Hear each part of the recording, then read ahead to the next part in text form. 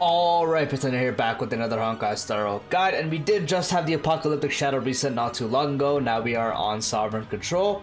And so today, just like the Pure Fiction and Apocalyptic Shadow version, I'm going to be rapid firing characters and ideas that you should be using for this actual Apocalyptic Shadow. So this video is going to be extremely fast paced, so make sure you buckle up, pay attention, because again, very fast paced. Anyway, before I get into the video, drop a like, drop a sub, hit the bell icon for more videos like this, and let's get straight into it. So first, let's take a look. As we do see, when the enemy unit with Steadfast Safeguard is broken, or weakness broken, we'll recover all skill points for our allies and activate their ultimates. Nothing new. Increase weakness break damage taken by all enemies by 20%, and increases follow-up attack damage taken by 20%. So, nothing new, you know, weakness break, follow-up attack, always broken in this mode, so yeah. So taking a look at the buffs, so for the Kafka side, so the first one is increasing the damage dealt by all allies basic attack by 50%. Oh wow, I wonder who can do this. Imaginary weakness? Oh, I wonder who. Second one is after defeating any enemy target, advances all allied targets action by 10%. And then the last one is follow-up attack of characters ignores 15% of the enemy target's all type res, and can also reduce the toughness of targets that do not have the corresponding weakness, with the effect being equivalent to 50% of the original toughness reduction from abilities.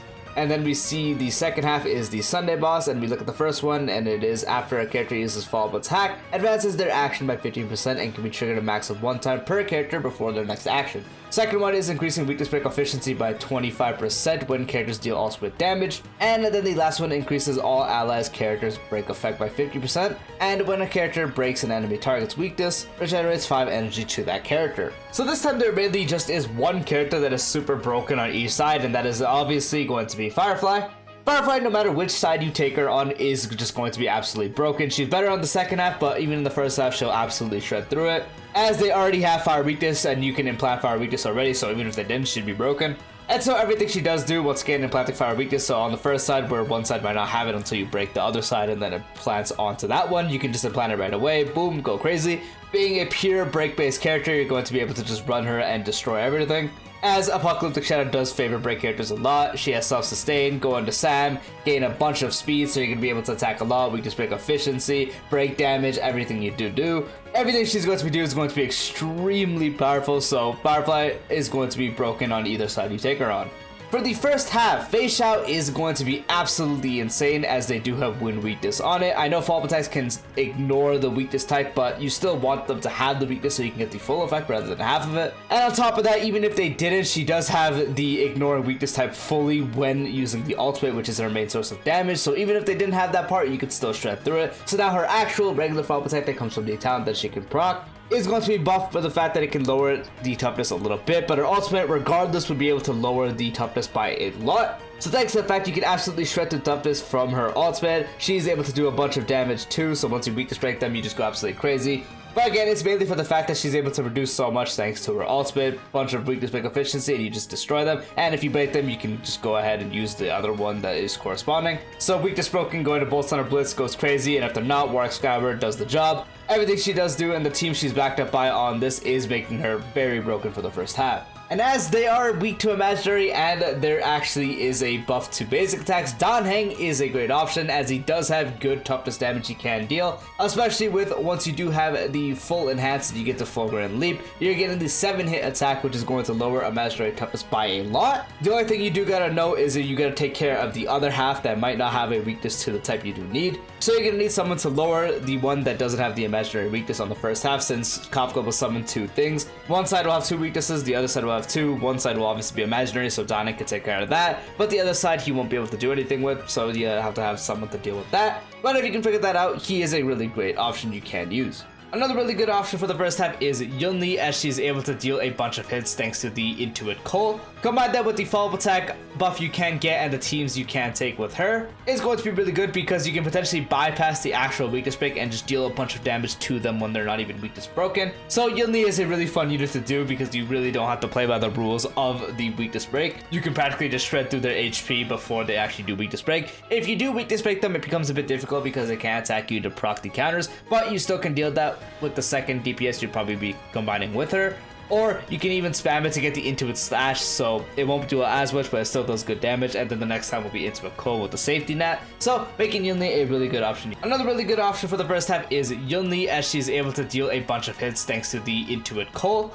Combine that with the follow-up attack buff you can get and the teams you can take with her is going to be really good because you can potentially bypass the actual weakness break and just deal a bunch of damage to them when they're not even weakness broken.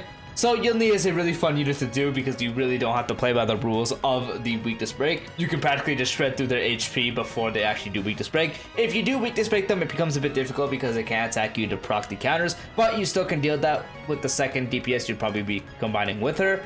Or you can even spam it to get the Intuit Slash, so it won't do as much, but it still does good damage, and then the next time will be Intimate Cold with the safety net. So making Yunli a really good option you can use on the first half.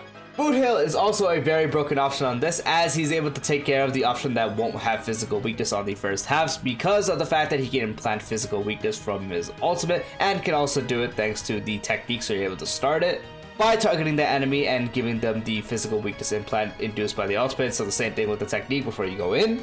And as he is a break damage DPS, he's going to absolutely shred through them. Super break or not, whatever you do, just a proper team, he's going to be able to shred through this physical weakness bars, implant the physical weakness to who doesn't have it, and absolutely delete the enemy. So he is a very broken option as well. Dr. Ratio is another fantastic option as he is able to do imaginary damage to lower imaginary toughness and has a follow-up attack and is also backed up with very great team options. You're also able to do funny stuff where you're able to target the one with imaginary weakness and maybe proc the Wise Man Folly that you can have on the ultimate onto the other enemy, so when you attack the other enemy, he's going to be able to launch a follow-up attack on that target, so you will still be able to lower the toughness on that target that doesn't have imaginary weakness, helping you shred through faster and dealing really good damage as his damage is very, very high.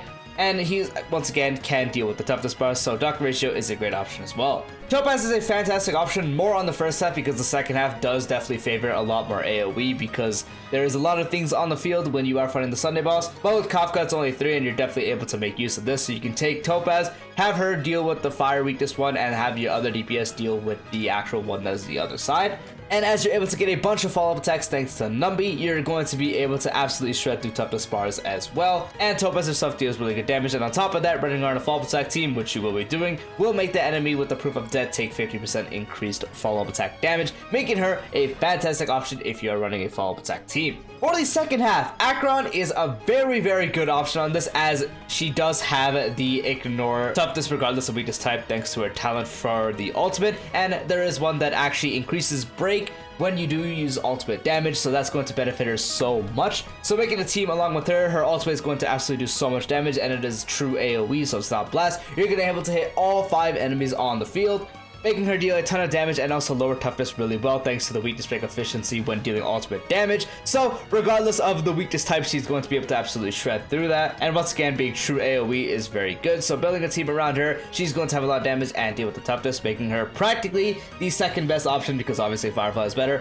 for the second half. Rappa is also a really, really good option for the second half as well. As imaginary is going to be powerful in it, you probably do need someone to at least help a bit because she can still reduce toughness regardless, but it's obviously not as powerful as when you do have the actual toughness of the enemy, and not all of them are going to have imaginary. So when you do have this, you're going to be able to reduce toughness equal to 50% of the original toughness when you are in the actual Ningu Demon Main Pedal Blade, which you get from the ult, and then combine that with the buff that gives energy when you do weakness break. It's going to help you have really good uptime on this.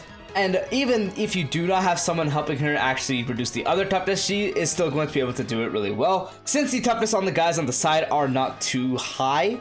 So the 50% is still definitely workable, so she's still going to cook even if you don't have anyone helping her to deal with it, making Rappa a very good option for the second half. This one's a little more situational, but Jade can be really good as she does have her potentially frequent talent procs with the actual AoE follow-up attack. So you're definitely going to want to run someone that can actually charge her really quickly because she does have a true AoE follow-up attack that gets even stronger with the ultimate, adding more attacks, helping you reduce the quantum side of weaknesses. But if you don't really have anyone that works with her or doing anything like that, then she's not too powerful, but situationally I did want to mention her because she can be very powerful depending on the team you do run. For some debuffers, either side Jiaoqiu is going to be extremely powerful, so it mainly just depends on the team you run. So if you're running Junli on the first half, for example, he's going to help reduce toughness because of him being fire and doing fire damage, and also the ultimate vulnerability and general vulnerability making everyone do a lot more damage. And since Junli is mainly doing ultimate damage, making that really powerful for the actual hits.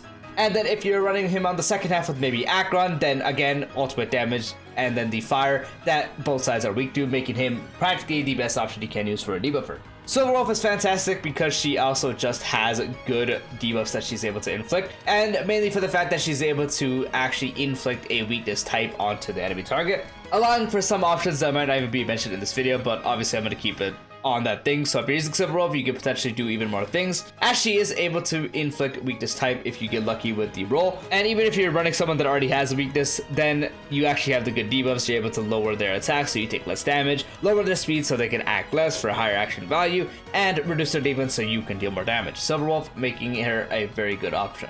Black Swan is another really good option. Really depends on the team you use, but overall, as she does have the defense shred from her skill, she is very flexible, but she is mainly better on the first half, since on the first half they do have a wind weakness, allowing her to actually reduce toughness as well. So helping your main DPS and everyone lower the toughness faster, helping you break faster so you can actually deal with everything even better. So on the first half, Black Swan is a really good option as well. Similar to Jiaoqiu but less powerful is Guanifan, as she does have general vulnerability debuffs, is fire, so fire is very powerful in this Apocalyptic Shadow, as both sides are very much weak to fire, allowing her to be ran really well. And then she has a blast skill and an AoE ultimate allowing you to hit everyone, making her a really good option for a debuffer.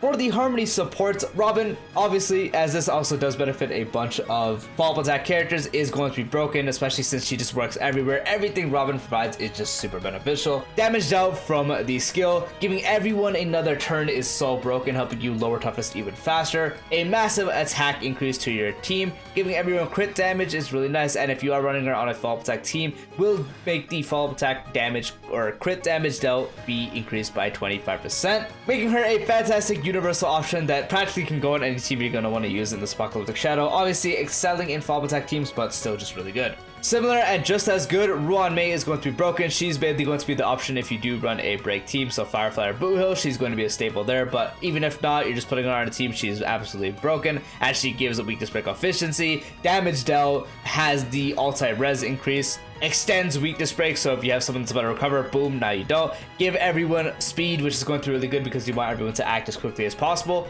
And also giving everyone 20% break effect is nice, and even a bigger increase to damage dealt from her skill when you do have the proper amount of break effect, making her a fantastic option as well.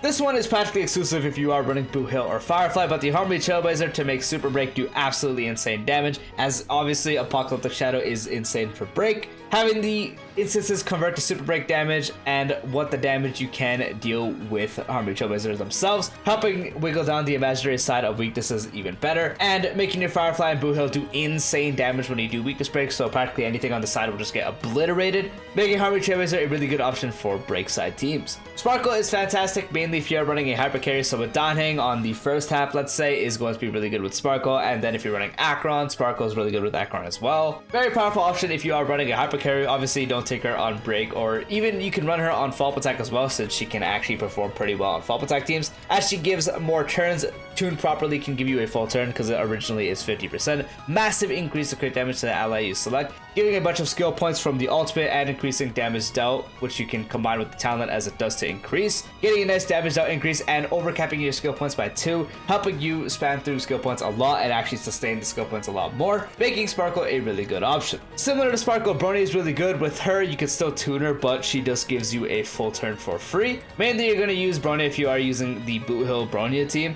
but Bronya can still work with stuff like Feixiao and such, giving a good damage increase with the skill, giving everyone crit damage and attack percent. Only thing you gotta be worried about is that skill points with Bronya is a bit of an issue to worry about. So you're definitely going to need a source to manage or have someone on your team generating skill points. But if you can get to that, Bronya is a really good option. For the sustains, so Aventurine, no shocker, is going to be one of the best, if not the best one you can use, as he practically just makes your team immortal with the shield. You do not have to worry about taking damage.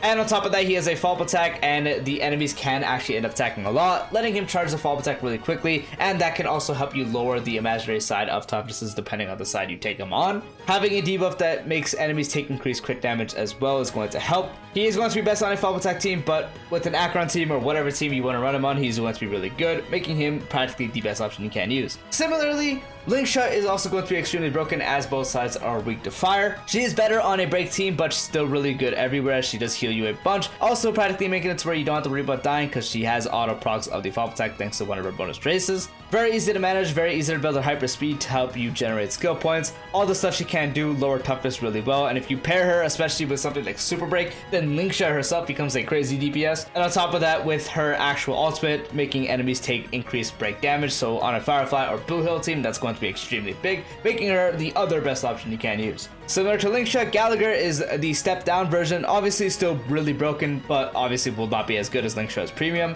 Practically for the same reasons, you can build him hyperspeed, generate skill points, best on a break team as both sides are weak to fire, has the ultimate, gives you the enhanced basic attack that is also going to help you lower the toughness you decide to attack of the enemy, gives you offensive healing, so attacking will let you get more healing, and also has the Basada debuff, making Gallagher another great option. Ho is really good too, as she can dispel debuffs and provide a bunch of healing, but mainly for the fact that she can practically become a budget harmony for the fact that she gives a bunch of energy. Well, 20%, but a bunch, you get what I mean. So any team that is not using the ones that have unique energy, so not Firefly, not Feixiao, and not Acheron, will be able to benefit from this a lot, so mainly Yunli is gonna love this, and then the fact that she gives a bunch of attack percent, 40% is really good, making Ho a really good option as well. Fushwan's another good option, as she's able to mitigate damage directed towards herself, give everyone max HP and a really nice 12% increase to crit rate, be able to heal via the ultimate as well, and then when Fushwan herself falls below 50% HP, she's going to be able to consume one of the charges that you're able to get from the ultimate and get her HP back to around 90% of her max HP, making her potentially immortal as well if you have a proper build Fushwan, so she is another really good option you can use. Now for the ideas of taking what buff to what. So the first one you're practically only going to be using on the first half. Again, this is the first half. This one's best for Danheng. The second one is if anyone wants to have a lot of action, so practically teams that are not follow-up attack based or not Danheng. And then the last one is literally any follow-up attack team. So if you're running a follow-up attack based team, you take this one. If you're running Danheng, you take this one, and any other team will take this one. For the second half, follow-up attack teams are going to want to take the first one. The second one is mainly just meant for Acheron, and then the bottom one is meant for your break DPSs. So someone like Rappa, or if you're taking Buho on this for some reason, this one is going to be the one to take. Weakness break efficiency is mainly best for the Acheron because you're dealing ultimate damage, so helping with the weakness break efficiency. And you combine that with the fact that she can lower toughness regardless of type with her ultimate, albeit not as much. This helps with it being a little more, helping her lower the toughness even more. And yep, that is the video. That is kind of what you want to be doing. That is the best units you should be taking, and then some buff ideas. Comment down below what stuff you were using to give other people even more ideas. Hope you found the video helpful. Peace out.